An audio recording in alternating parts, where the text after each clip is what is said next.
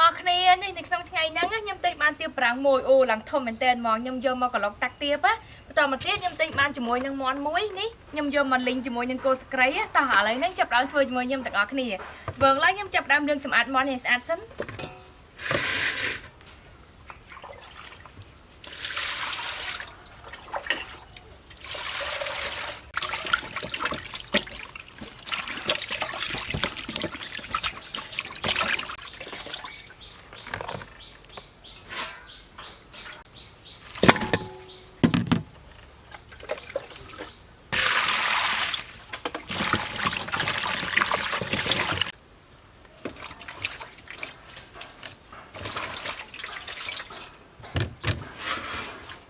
nấy tôm tết nhâm chập đám cặp món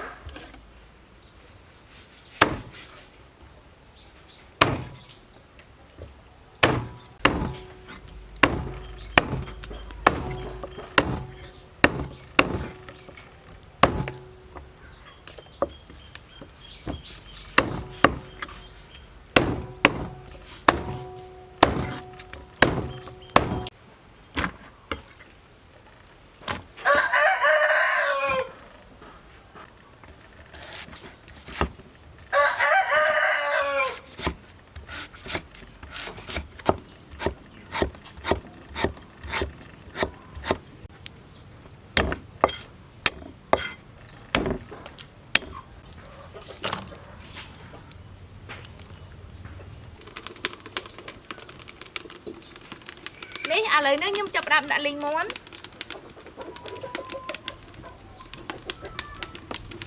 nấy thì bọn lấy nhâm chập đám linh cô sấy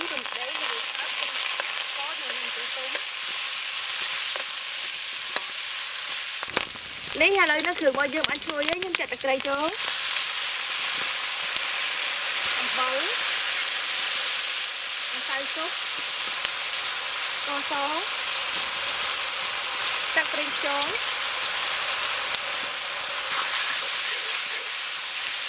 còn chứ chúng ta sẽ món chốn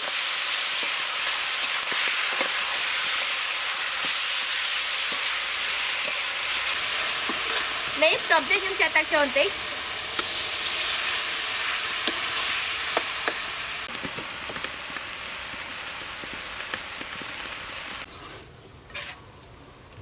nấy hà lấy nấy nhâm chập đâm liên tiếp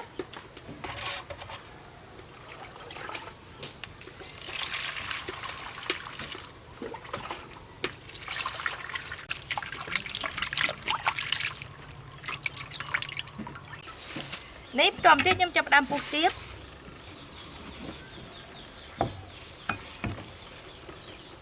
lần ô khăn mình tên màu món này sạch bọc vi ở lòng kẹt một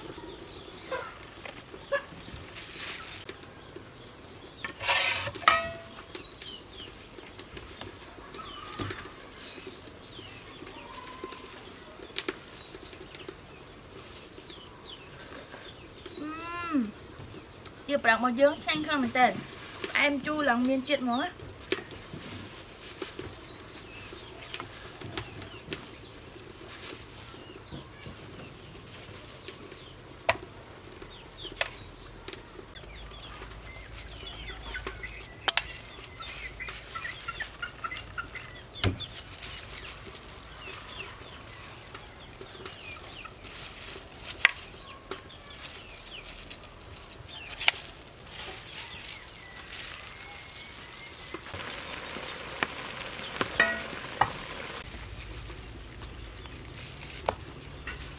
ní à lời nếu nhớ hiểu trong là bây giờ lọc tiêu bạn bao dưỡng ní đã sạch kịp chỗ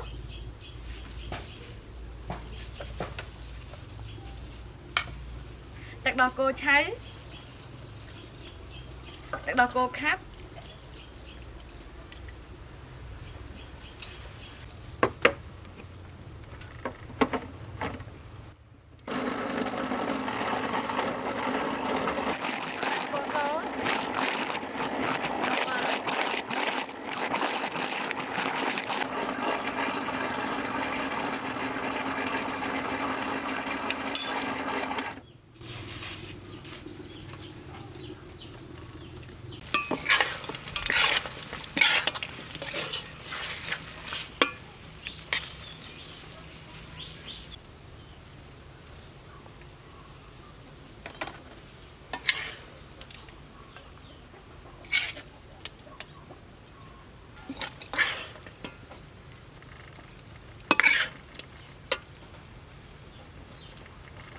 នេះមន់លេងជាមួយនឹងតាក់ទាប្រាំងរបស់យើងរត់រស់ហើយតោះញ៉ាំជាមួយញ៉ាំទាំងអស់គ្នាអូយមន់វិញឡើងឈ្ងុយមកហ្មងណា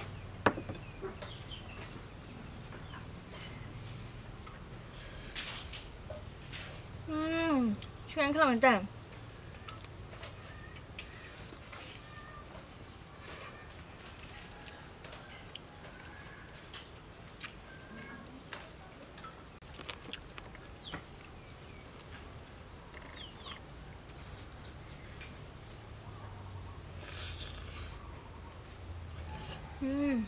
បាច់មករបស់យើងផុយល្អមែនតើ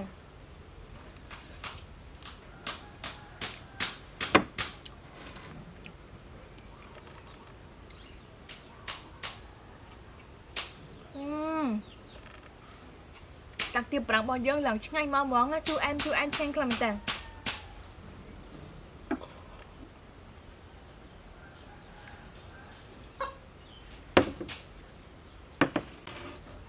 អរគុណអ្នកទាំងអស់គ្នាចំពោះការតាមដានទស្សនាវីដេអូរបស់ខ្ញុំបាយ